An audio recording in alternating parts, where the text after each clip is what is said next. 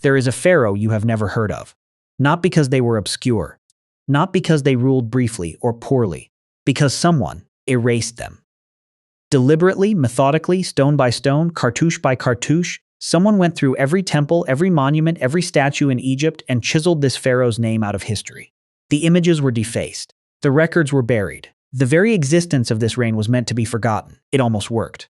For 3,000 years, this pharaoh was gone. Not just unknown, actively removed.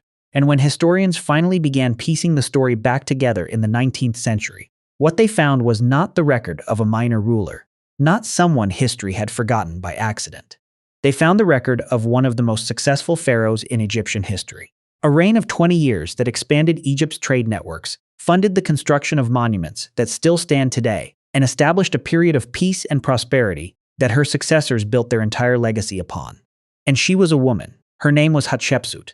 And the story of who erased her and why is almost as extraordinary as the story of how she ruled. To understand what Hatshepsut achieved, you need to understand what she was not supposed to be. Ancient Egypt had a concept called Ma'at, cosmic order, balance, rightness. The pharaoh was the living embodiment of Ma'at on earth. And Ma'at in Egyptian cosmology was male. The pharaoh was always depicted as male. The ritual language was male. The divine lineage was male. There had been female rulers before Hatshepsut, Sobekneferu, briefly, around 1790 BC. But they were rare, transitional, and history treated them as anomalies. Hatshepsut was not an anomaly. She was a deliberate, strategic, sustained takeover of the most powerful office in the ancient world. She did not sneak into power. She took it. Here is how it happened. When Pharaoh Thutmose II died around 1479 BC, his heir was Thutmose III, a young boy, possibly as young as 2 years old. As the boy's stepmother and the daughter of the previous great pharaoh Thutmose I, Hatshepsut was appointed regent. She would rule in the child's name until he came of age. She was supposed to be a placeholder, a caretaker, someone keeping the throne warm. Within 2 years, she declared herself pharaoh, not regent, pharaoh. Full title, full power, full divine authority. She took the double crown, the crook and flail, the ceremonial beard. She had herself depicted in statues as male, broad shoulders, masculine features, the traditional pharaonic form. She took a masculine grammatical form in some inscriptions. She did not hide what she was doing. She reframed it entirely. The question that historians have been debating for over a century is, how did she pull it off? Because what Hatshepsut did should not have been possible within the logic of Egyptian political and religious life. The pharaoh was not just a ruler. The pharaoh was a god. Specifically, the pharaoh was the embodiment of Horus, the falcon-headed deity of kingship. And Horus was male. Hatshepsut's solution was audacious. She commissioned a narrative, carved into the walls of her mortuary temple at Deir el-Bahari, one of the most beautiful buildings in the ancient world, in which the god Amun himself came to earth, disguised as her father Thutmose I, and conceived her. She was not merely a pharaoh. She was the literal daughter of the chief god of Egypt. Her divine right was not inherited through a human male lineage. It was inscribed directly from the gods. The theological argument was airtight.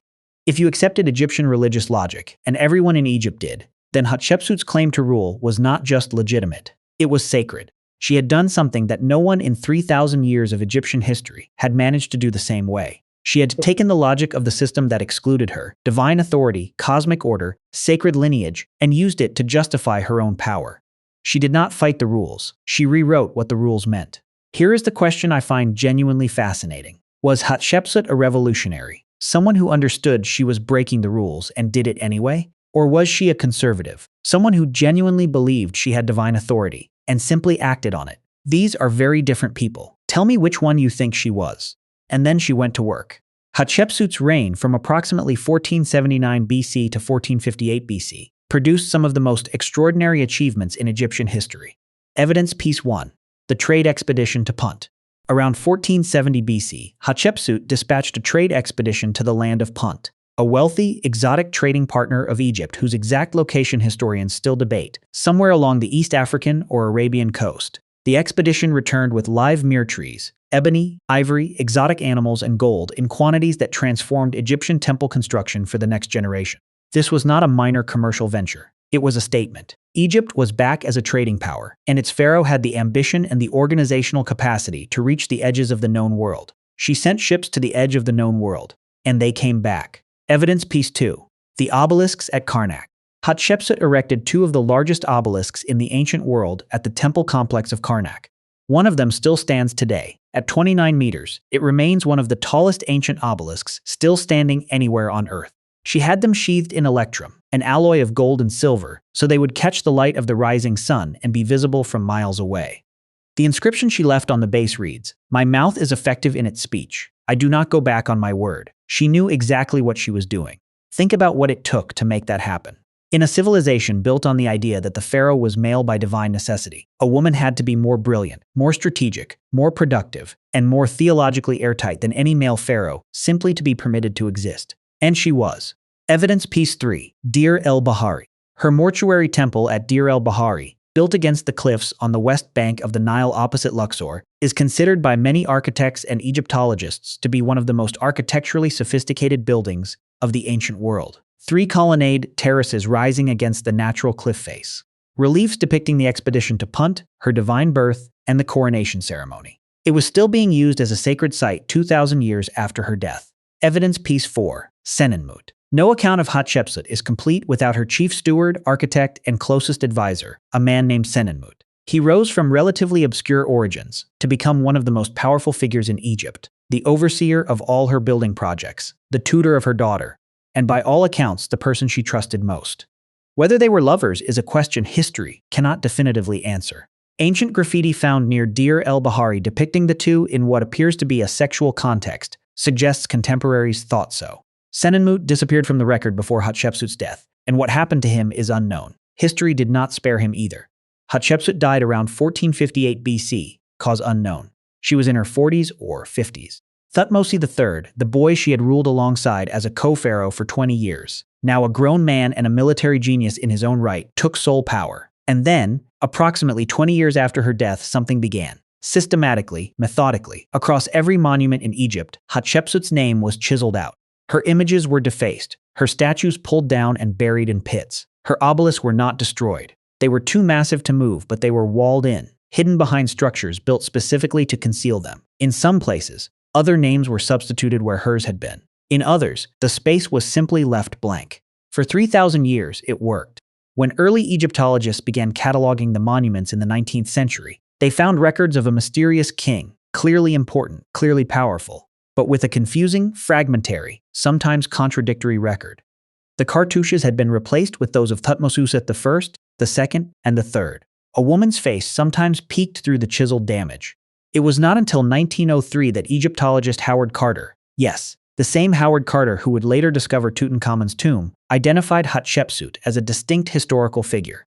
And it took decades more to fully reconstruct the scope of her reign. Here is what I cannot stop thinking about. Thutmose III waited 20 years after her death to erase her. Not immediately.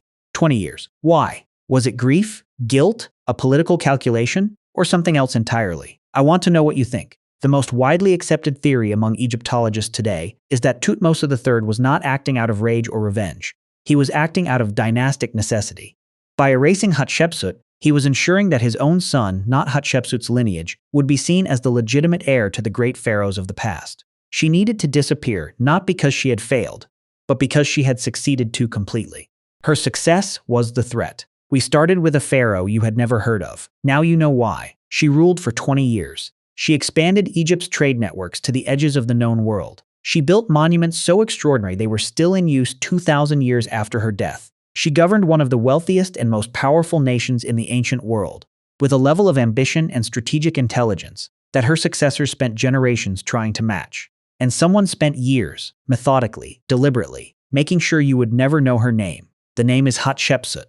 And now that you know it, you will not forget it. There is an irony that Thutmose III almost certainly never intended. By burying Hatshepsut's statues in pits to hide them, he accidentally preserved them in near-perfect condition.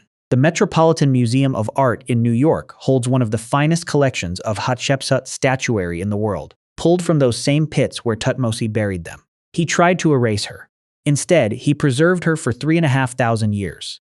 The next civilization we cover on Arcana Historia is one that conquered half the known world, built an empire that stretched across 3 continents, and disappeared so completely that for centuries, Europeans thought they were a myth. The Mongol Empire told from the inside, through the eyes of the people who watched it come. Subscribe before you leave because that story is already waiting.